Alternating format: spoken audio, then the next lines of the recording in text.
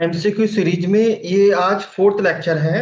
और ये BSc six semester zoology student जिसका पेपर कोड है जू 304F।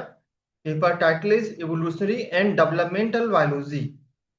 इस पेपर में हमने तीन यूनिट को, थ्योरीज ऑफ एवोल्यूशन को, पॉपुलेशन जेनेटिक्स को, डायरेक्ट एविडेंस ऑफ एवोल्यूशन को, इसको हमने पहले तीन लेक्चर में कंप्लीट किया है। आज के इस लेक्चर में हम यूनिट 4 स्पीसीज कॉन्सेप्ट,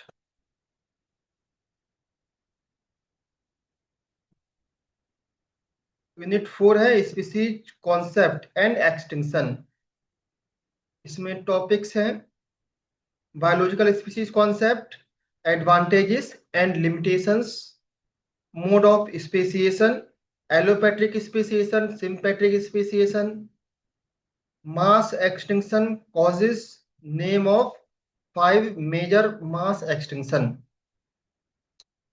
आज के इस लेक्चर में हम यूनिट 4 को कवर करेंगे।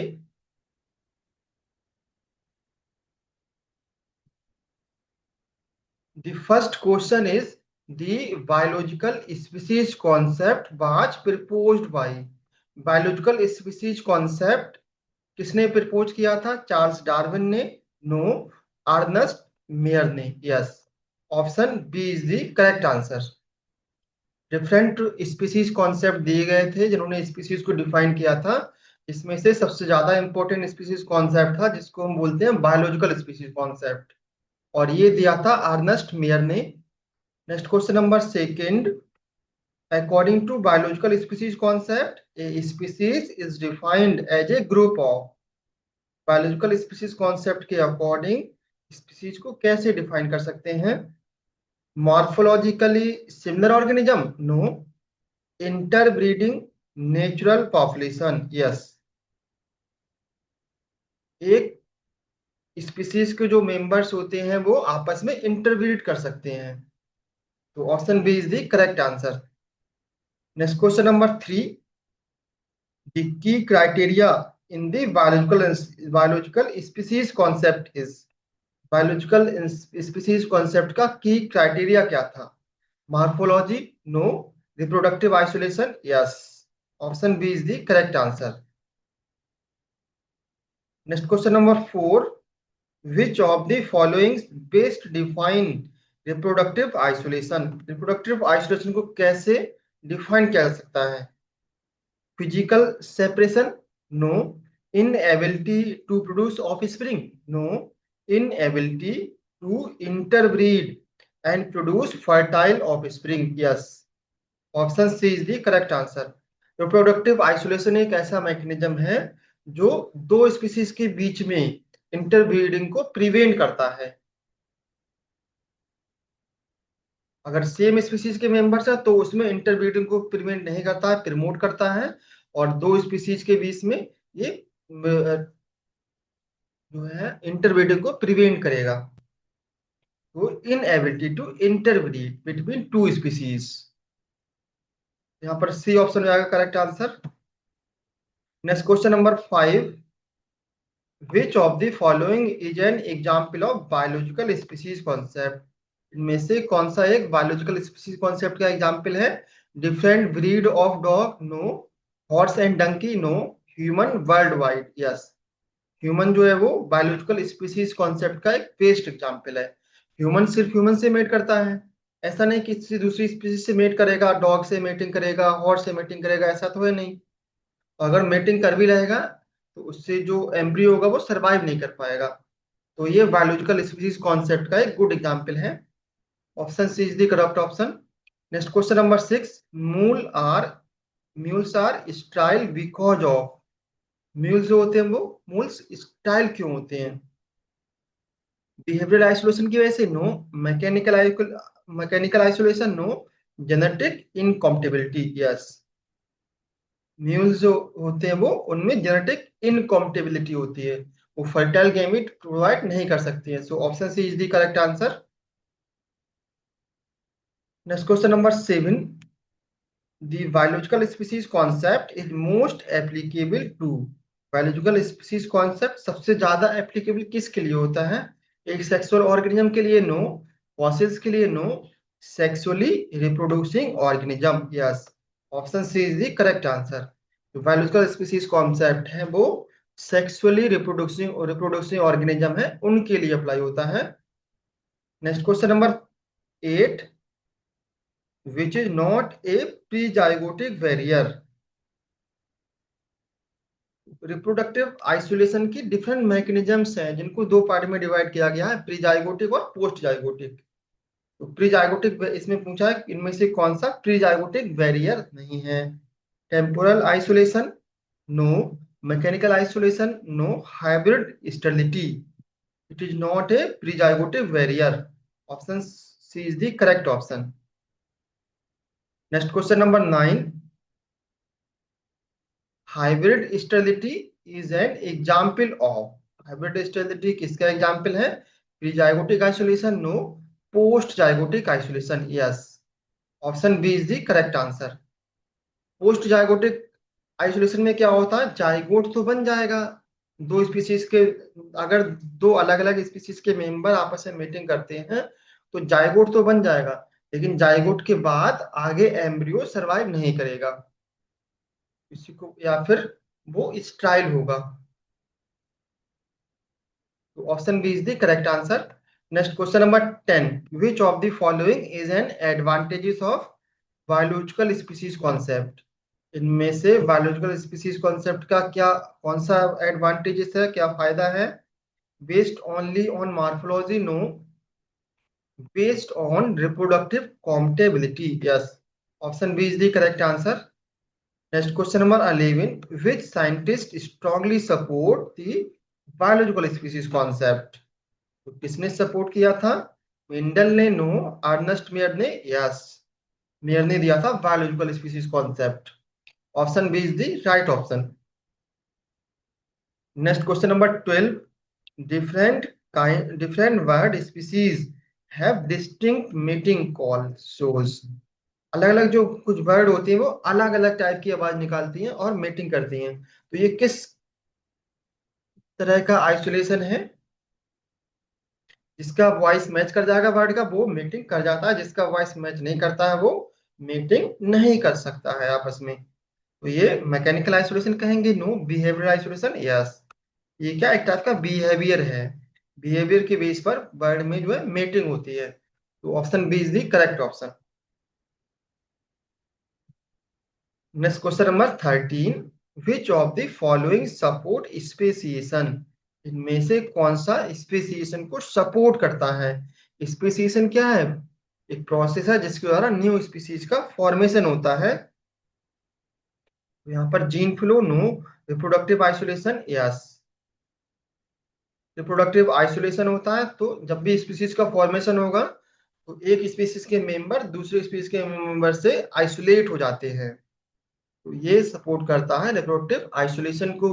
Option B is the correct option. Next question number 14, the biological species concept fail in. इसमें फेल होता है ये कॉन्सेप्ट बर्ड में नो, मैमल्स में नो, बैक्टीरिया में यस। हमने पहले ही बताया है कि बायोलॉजिकल स्पीसीज कॉन्सेप्ट सिर्फ सेक्सुअली रिप्रोड्यूसिंग ऑर्गेनिज्म के लिए अप्लाई होता है। Option C is the correct answer. Next question number 15, species are considered reproductively isolated when they are. हम कब कहेंगे कि स्पीसीज जो है वो एक दूसरे से रिप्रोडक्टिवली आइसोलेटेड है? Live in different area no, can not interbreed yes. Option B is the correct answer. अगर दो स्पीसीज है आपस में इंटरब्रीड नहीं कर पा रही हैं तो हम कह देंगे कि वहां पर रिप्रोडक्टिव आइसोलेशन प्रेजेंट है। Next question number 16, which is an example of ecological isolation. Ecological isolation का इनमें से कौन सा एग्जाम्पल है? Different mating time no, different habitat yes. Option B is the correct answer. अगर दो अलग अलग पॉपुलेशन है और वो अलग अलग हैबिटेट में रह रही हैं तो वो आपस में जो है मेटिंग नहीं कर सकते हैं, इसको बोलते हैं हम ecological isolation. Option B is the correct answer. Next question number 17, a lion and a tiger producing a style of offspring is an example of। अगर एक शेर एक चीते के साथ मेटिंग करता है और उसके से जो बच्चे होंगे वो स्ट्राइल होंगे, फर्टाइल नहीं होंगे, क्योंकि दोनों अलग अलग स्पीसीज हैं, इसलिए जो बच्चा बनेगा वो स्ट्राइल होगा। और ये किसका एग्जाम्पल है, उसने पूछा गया ये किसका एग्जाम्पल है? Pre zygotic isolation no, post zygotic isolation yes. Option B is the correct answer, क्योंकि यहाँ पर जाइगोट बनने के बाद जो हाइब्रिड बन रहा है उसके द्वारा रिप्रोडक्टिव आइसोलेशन हो रहा है। Option B is the correct option. Next question number 18, gametic isolation occurs, gametic isolation कब होता है? Before fertilisation yes. Option A is the correct answer. जो आइसोलेशन मैकेनिज्म्स हैं ये रिप्रोडक्शन को प्रिवेंट करती हैं। तो प्री जाइगोटिक आइसोलेशन जो मैकेनिज्म्स हैं वो बिफोर फर्टिलाइजेशन से पहले रिप्रोडक्शन को प्रिवेंट करेंगे, और जो पोस्ट जाइगोटिक है वो फर्टिलाइजेशन के बाद रिप्रोडक्शन को प्रिवेंट करेंगे। तो गैमेटिक आइसोलेशन क्या है? Before fertilisation. Next question number 19, speciation refers to the, speciation किसे रिफर्स करता है, किसको कहा जाता है? Extension of species no, formation of new species. जब न्यू स्पीसीज का फॉर्मेशन होता है तब इस प्रोसेस को बोलते हैं speciation. Option B is the correct option. Next question number 20,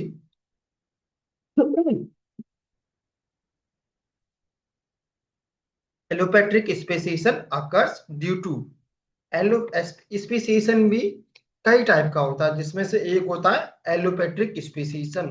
तो एलोपेट्रिक स्पेसिएशन किसके द्वारा होता है? बिहेवियरल डिफरेंस के द्वारा नो, geographical isolation yes. Option B is the correct answer. अगर दो पॉपुलेशन है और वो जियोग्राफिकली आइसोलेटेड है तो आपस में मीटिंग नहीं कर पाएंगी, क्योंकि बहुत ज्यादा दूरी पर स्थित ये प्रेजेंट होती हैं। ऑप्शन बी हो जाएगा correct answer.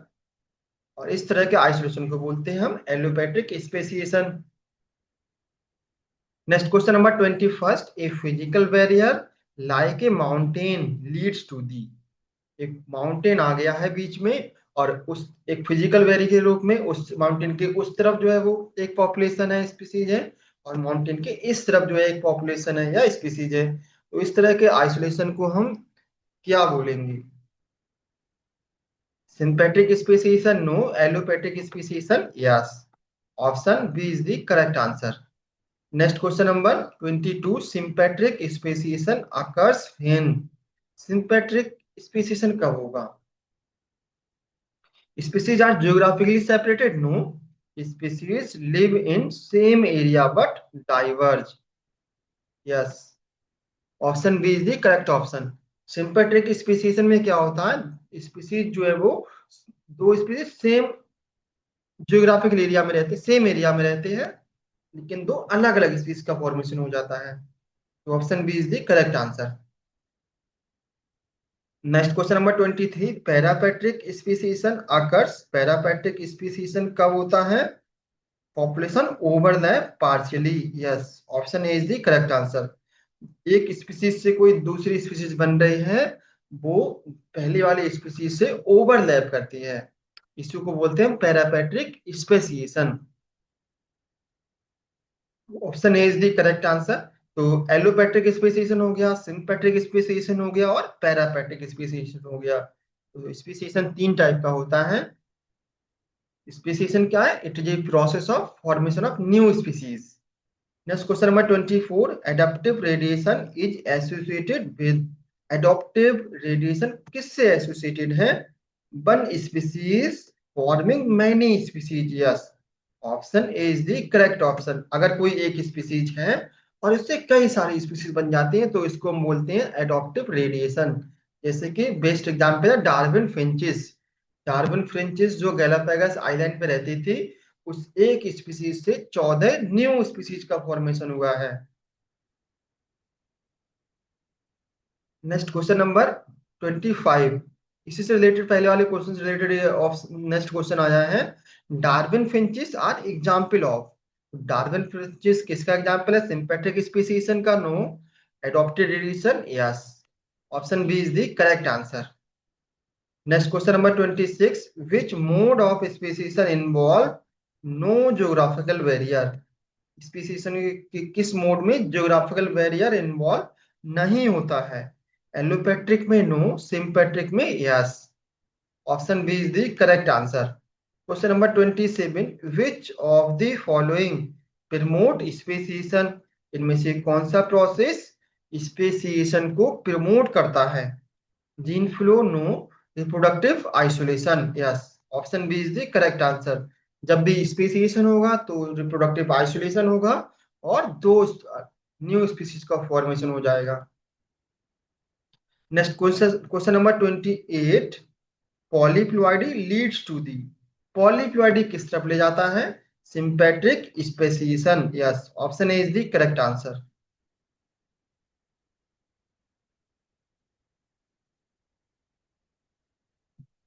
Next question number 29। Which of the following is not a mode of speciation? इनमें से कौन सा स्पेसिएशन का एक मोड नहीं है? Allopatric no, sympatric no, parapatric no, artificial mutation yes.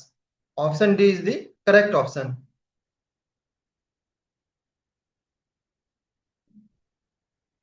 हाँ विशाल सर। हाँ हाँ, नहीं करेंगे आज। शाम तो लाइट नहीं आती शाम तो। आप इधर आ रही थी क्या? अच्छा नहीं, आंधी और वो आ रहा था बहुत तेज।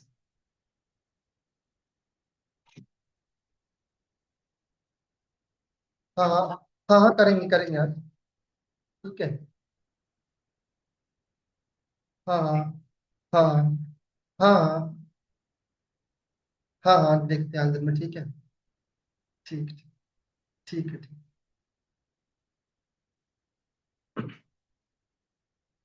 Next question number 30। The isolation due to distance is, distance की वजह से जब आइसोलेशन होता है तो उसको हम क्या बोलते हैं? Behavioural isolation no, geographical isolation yes. Option B is the correct option. Next question number 31। Speciation without physical separation is, एक ऐसा स्पेसिएशन जिसमें कोई फिजिकल बैरियर इन्वॉल्व नहीं होता है तो इसको हम क्या बोलते हैं? Allopatric no, sympatric yes. Option B is the correct answer. Sympatric speciation एक ऐसा मैकेनिज्म है जिसमें सेम जियोग्राफिकल एरिया में रहते हुए दो अलग अलग स्पीसीज का फॉर्मेशन हो जाता है। Next question number 32। Mass extinction refers to the, mass, mass extinction जो है क्या रिफर करता है? evolution of species no, sudden large scale loss of biodiversity yes। Option B is the correct answer. यहाँ पर लिखा है मास, मतलब बहुत बड़े लेवल पर एक्सटेंशन होता है।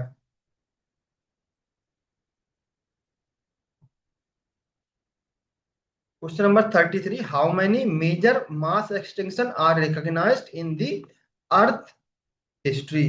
जो हमारी अर्थ की हिस्ट्री है इसमें अब तक कितने बड़े मास एक्सटेंशन हो चुके हैं? मास एक्सटेंशन का मतलब होता है बड़े लेवल पर बहुत सारी स्पीसीज, बहुत सारे ऑर्गेनिज्म एक्सटिंक्ट कर जाएं। तो ऐसा कितनी बार हुआ है? 3 time no, 4 time no, 5 time.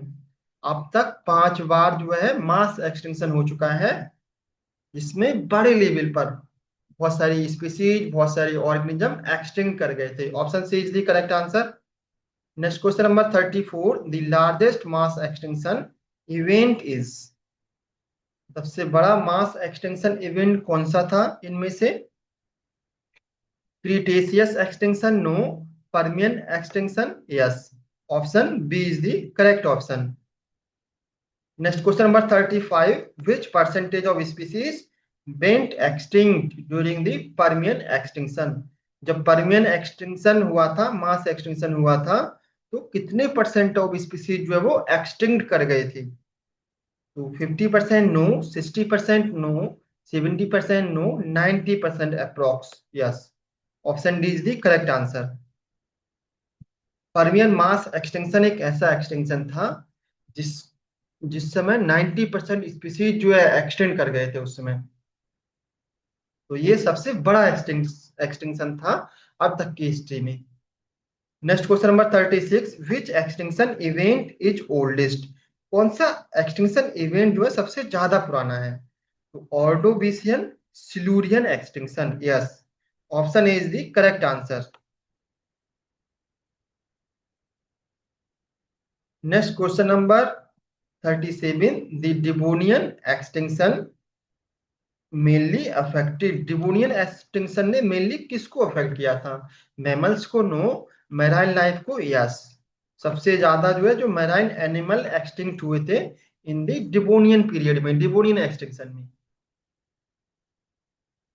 Next question number 38, which factor is major cause of mass extinction?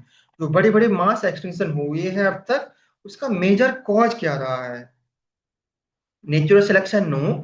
Climate change? Yes, option B is the correct answer.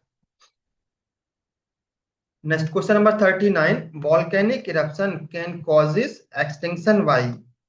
Volcanic eruption जो है वो किस तरह से, जो ज्वालामुखी का विस्फोटन होता है, वॉल्केनिक इरप्शन होता है, वो कैसे एक्सटिंक्शन कॉज करता है? इंक्रीजिंग ऑक्सीजन के द्वारा? नो। Releasing toxic gases? जब भी ज्वालामुखी विस्फोट होता है तो बहुत सारी टॉक्सिक गैसेस निकलती हैं और वो बहुत सारी स्पीशीज को मार देती हैं, एक्सटिंक्ट कर देती हैं। तो option B is the correct answer. Question number 40, which gas is commonly released during volcanic eruption causing extinction? कौन सी गैस वॉल्केनिक इरप्शन के टाइम पर रिलीज होती है जो एक्सटेंशन का कॉज करती है? Oxygen? No. Carbon dioxide? Yes, option B is the correct answer. ज्वालामुखी विस्फोट होता है तो वहां से निकलती है CO2 गैस और वो बहुत सारी स्पीशीज को एक्सटेंड करती है। B is the right option. Next question number 41, loss of habitat leads to the? Habitat का लॉस किस तरफ ले जाता है? स्पीसीज की तरफ? नो। Extinction? Yes, option B is the right option. Next question number 42, the term anthropocene extinction refers to the? Anthropocene extinction हम किसको कहते हैं? एंशिएंट एक्सटिंक्शन को? नो। ह्यूमन कॉज एक्सटिंक्शन, जो ह्यूमन की वजह से एक्सटिंक्शन हो रहा है, इसको हम बोलते हैं anthropocene extinction. Option B is the correct option. Next question number 43, a species is defined as a group of organism that? Species को हम किस तरह से डिफाइन कर सकते हैं? लुक सिमिलर, एक ग्रुप ऑफ ऑर्गेनिज्म एक समान दिखता है? No. Live together? No. Interbreed? Yes, species एक ग्रुप ऑफ ऑर्गेनिज्म है जो इंटरब्रीड कर सकता है, आपस में मीटिंग कर सकते हैं और वो फर्टाइल ऑफस्प्रिंग प्रोड्यूस करते हैं। Interbreed and produce fertile offspring. तो option C is the correct option. Next question number 44, which is the key feature of species? इसमें से स्पीसीज का की फीचर कौन सा है? Morphology? No. Reproductive isolation? Yes, option B is the correct answer. Next question number 45, extension refers to the? Extension क्या refer करता है? Evolution को? नो। फॉर्मेशन ऑफ स्पीसीज को? नो।